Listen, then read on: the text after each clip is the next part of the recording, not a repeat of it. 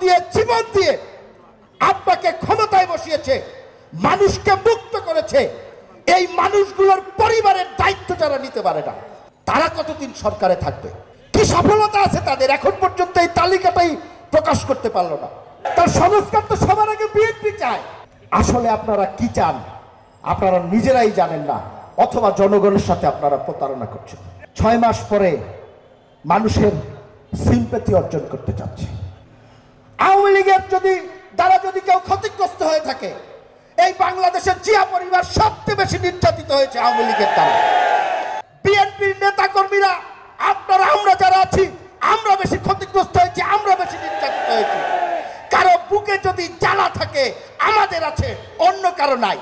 বাংলাদেশ জাতীয়তাবাদী স্বেচ্ছাসেবক দল 5ই আগস্ট পূর্ববর্তী সময়ে দলের প্রতিটি কর্মসূচিতে স্বেচ্ছাসেবক দলের নেতাকর্মীরা পুলিশের গুলি, লাঠি, গুলি, টিয়ার গ্যাসকে উপেক্ষা করে রাজপথে প্রতিরোধ করে তুলেছিল। আজকের উপস্থিতি প্রমাণ করে বিগত দিনে যেভাবে রাজপথে স্বেচ্ছাসেবক দল ছিল, দেশ এবং দলের প্রয়োজনে ভবিষ্যতেও স্বেচ্ছাসেবক দল রাজপথে থাকবে। আমরা মনে করি এখনো ফ্যাসিস্টের প্রেতাত্মারা সমাজে বিভিন্ন জায়গায় ঘুরে বেড়াচ্ছে।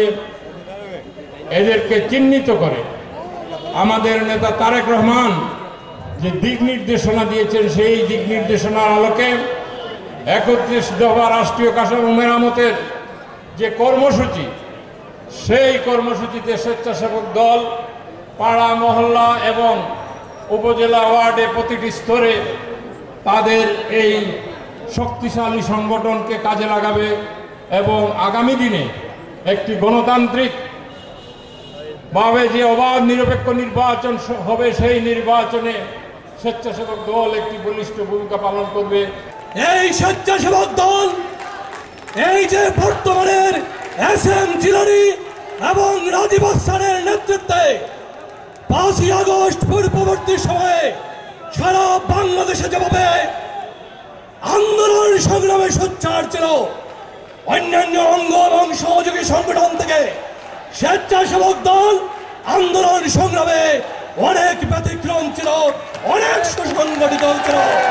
আজকে স্বেচ্ছাসেবক দলের যে 6টি থানা কমিটি এখানে উপস্থিত রয়েছেন, এই থানা কমিটির স্বেচ্ছাসেবক দলের থানা কমিটি গঠনের মধ্য দিয়ে আগামী দিনে এখানে থানা কমিটিগুলো শুরু হবে। আস্তে আস্তে বিএনপির হবে, যুব দলের হবে, ছাত্র দলের হবে। এখানে থানা কমিটির যে সকল নেতৃবৃন্দ আগামীতে নেতৃত্ব দিতে আসবেন, তাদের জন্য আগাম শুভেচ্ছা জানিয়ে এবং স্বেচ্ছাসেবক দলের এই কর্মী সভা সফল হোক। লড়াই এখনো শেষ হয় নাই। মনে রাখবেন, ভোটের অধিকার প্রতিষ্ঠা না হওয়া পর্যন্ত আমরা লড়াই করব। এই ব্যাপারে নো কম্প্রোমাইজ। শেখ হাসিনা পালিয়ে গেছে, দুঃখ নাই। শেখ হাসিনা এবং আওয়ামী লীগের ব্যাপারে কোনো কম্প্রোমাইজ নাই। যেখানে আওয়ামী লীগ সেখানে প্রতিরোধ করতে হবে। এই আওয়ামী লীগ আমার নেত্রীকে এক কাপড়ে বাড়ি থেকে বের করে দিয়েছে। এই আওয়ামী লীগের কারণে এগারো সৃষ্টি হয়েছে, তার একজনের হাড় ভেঙে দেওয়া হয়েছে। আমি সিলেটের শেষ সমাবেশে বলেছিলাম, সাদ্দাম টিকে নাই, গাদ্দাফি টিকে নাই, শেখ হাসিনাও টিকবে না। শেখ হাসিনা টিকে নাই, চলে গেছে ইনশাআল্লাহ।